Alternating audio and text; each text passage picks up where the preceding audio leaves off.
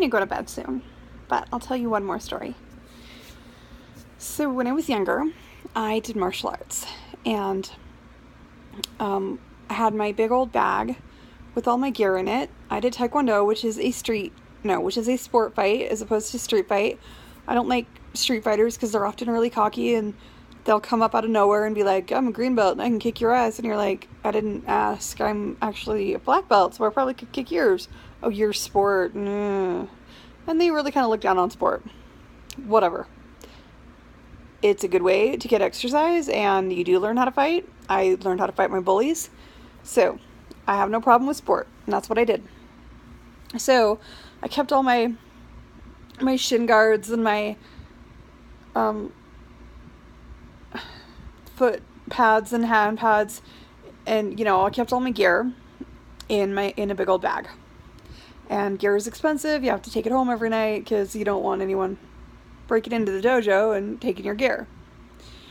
My sister worked across the street at a restaurant, and when she would close, the nights that she would close, I would get a ride home with her because I was staying at the dojo until 10.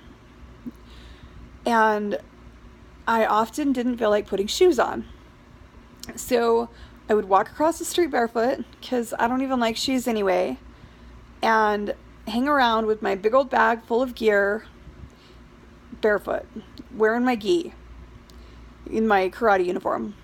And they're big and billowy. So when it's kind of dark out and people couldn't clearly see who I was, and her colleagues, her coworkers didn't know who I was anyway, they began to think that there was just this homeless girl wandering around the restaurant at 10 o'clock at night, like every other night when Delynn worked. And she never really corrected them because she thought it was funny. And eventually they started seeing that she would give this homeless girl a ride home. So she had this reputation of being like this saint. And are you sure you can take this homeless girl home? What if she hurts you? And she's like, oh, she could. She's a really good fighter. She could hurt me, but it's okay. I trust her. I'm gonna keep giving her rides. Letting her sleep at my house. Are your parents okay with that? Yeah, they're okay with that. They like her well enough. And she would just go on with this. And I didn't know that this was the reputation I had because I never wore shoes because I don't want to. And I had a big old bag full of gear.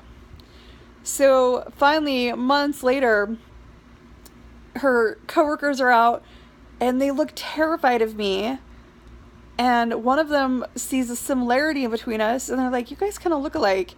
And so then she finally gives the game up and she's like, this is my sister. She's not homeless. She just doesn't wear shoes. And everybody's like, why don't you wear shoes? And I'm like, I don't like shoes. So then the whole thing comes out that I'm just doing martial arts across the street and I'm too lazy to put my shoes on. But me being homeless and her giving the crazy homeless girl a ride home and letting her sleep in her house, in her room. Yeah, that was kind of funny.